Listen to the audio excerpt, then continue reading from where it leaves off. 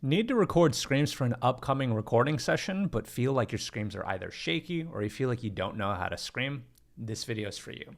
My name's David, and I've struggled at screaming for 5 years, but after I figured it out, I've taught over 2,000 people how to scream, including Nick Nocturnal, and I'm going to help you out with your screams today. So the first thing we want to do in preparation for recording screams on that upcoming session is I want you to prepare to record all the clean vocals first. And this is really helpful for a couple of reasons. First, by doing this, this preserves your voice, your clean voice all the way into the end. And this makes it so that you don't have to worry about preserving your clean voice by the time you're doing the screams. And then the other thing too is that this also delays the time that you have to do screaming. So it gives you more time to perfect your technique and make sure that your screams are as good as possible. The other thing that I want you to do in preparation of your recording session is, if possible, borrow the mic of your producer and record your vocals at home with a clean direct input box. And so that's a fancy way of saying record your vocals at home instead of spending studio time that you're paying for recording your vocals there. Because for a couple reasons. One is that you save a lot of money because you're not using the producer's time to record your vocals. The second thing is that it makes sure that you get better takes of your vocals because you can just do as many takes as you want until you get something that you're happy with. And then the other thing is that it allows you to be more creative, because the thing is, when you're in a setting where you're, let's say you're recording your vocals at the studio and you have an idea of what you want, it's really difficult to be creative outside of that because you know that you're just paying for all this time. Versus when you're recording vocals at home, then that gives you more time to really digest and think about kind of what you're doing and just think creatively without worrying about the fact that, you know, you're spending money for studio time. So that's that. Okay, so now the next thing we want to talk about is I want to talk about giving you a good backup plan to give you emotional security, because the actual best term solution for you to prepare for this upcoming recording session is to learn your screams in a very proper way. But sometimes life happens and we just don't get enough time to do that. So what we want to do is we want to give you a good backup plan to give you that emotional security so that in the worst case scenario, you're good. So the first thing I want you to learn is I want you to learn how to do inhale screams. So inhale screams get kind of a bad rap in the metal community, but I think that the tides are kind of changing about that. So a lot of people are worried that doing inhale screams are either cheating, which, you know, who cares what, I don't even know what to say about that. If you're getting a good sound, then that's all that matters. So I don't think that why shame somebody for getting a good sound that they like. So the second thing is that sometimes people say and think that inhales are dangerous for your voice, and I just don't believe that. And there are many vocalists who've gone on record to say that they've been screaming inhale for years and years and years, and their voice is fine. Check out the Browning for an example. He does 100% of his vocals inhales. So, okay, so the way to do an inhale is relatively simple. I would say close your throat like this, and then from that position, try to slowly inhale.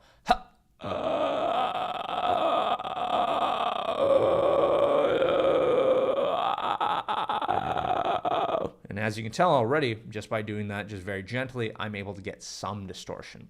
And so you can try that not just in your talking register, but you can also try that in your head voice register. Up here. So you can inhale from up there. And then from there, you can say words.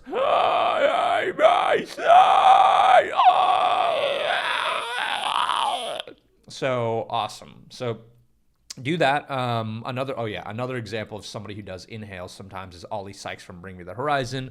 So yeah, definitely that's a legit way. The downside of doing inhales, in my opinion, is that although it's easier to pick up inhales, the problem with inhales is that it tends to not be as full sounding as an exhale. So here's me doing an inhale scream versus here's me doing an exhale scream. That second one definitely has a lot more oomph, but hey, in the studio, if you do some inhales, you can do some studio magic. You can even put distortion on it and it can sound like pretty okay. So the second technique that I want you to try as a backup to prepare for your recording sessions is I want you to do a deep sigh and try and find what's called a false chord scream.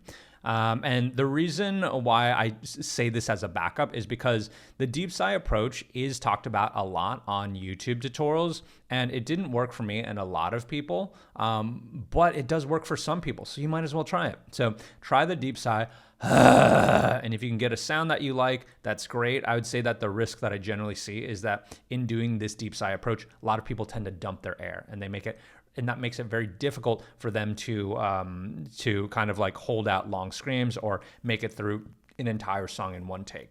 But the beauty about recording is that you don't have to do an entire song in one take. What you can do is you can just record one line at a time and do it over and over and over until you get it just perfect. Even if you're losing air, as long as you can get it to sound good, that's awesome. Then move on to that second line and then repeat the process. Do as many takes as you want until you get something that at least sounds good, even if you're running out of air, and then rinse and repeat, keep on going.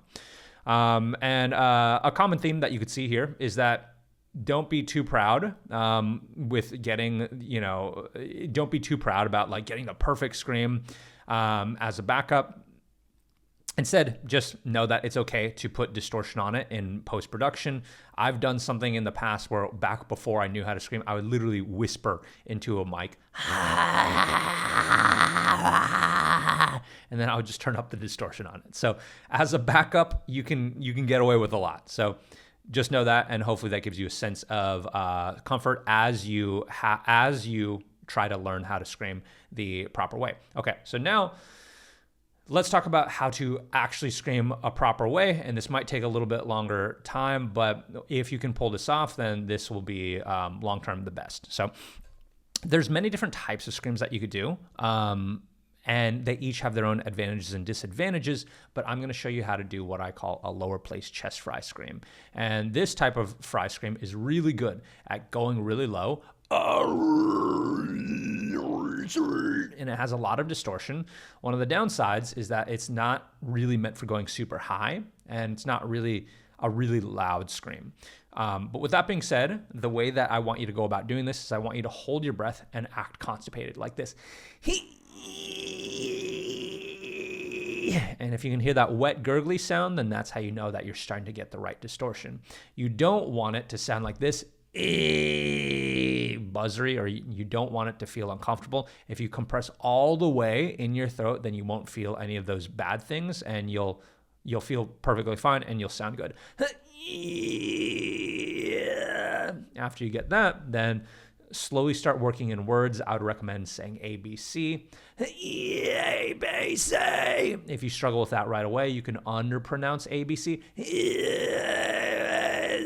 And then work your way up to the point where you're eventually saying ABC in a very articulate manner.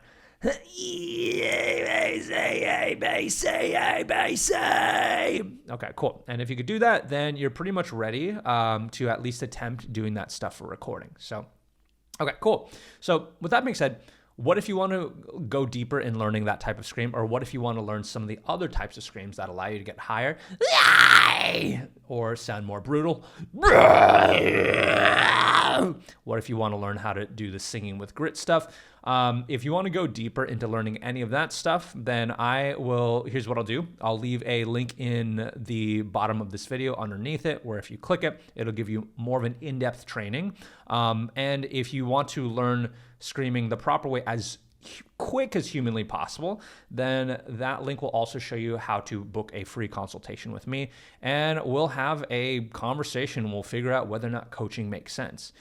Because as much as I am very happy to give you all the information here, the thing is, in video form, it's just a lot, and there's a lot of personalization where we have to figure out what works for you. So if you want to learn how to scream as quickly as possible, then click that link below this video, and I will see you inside.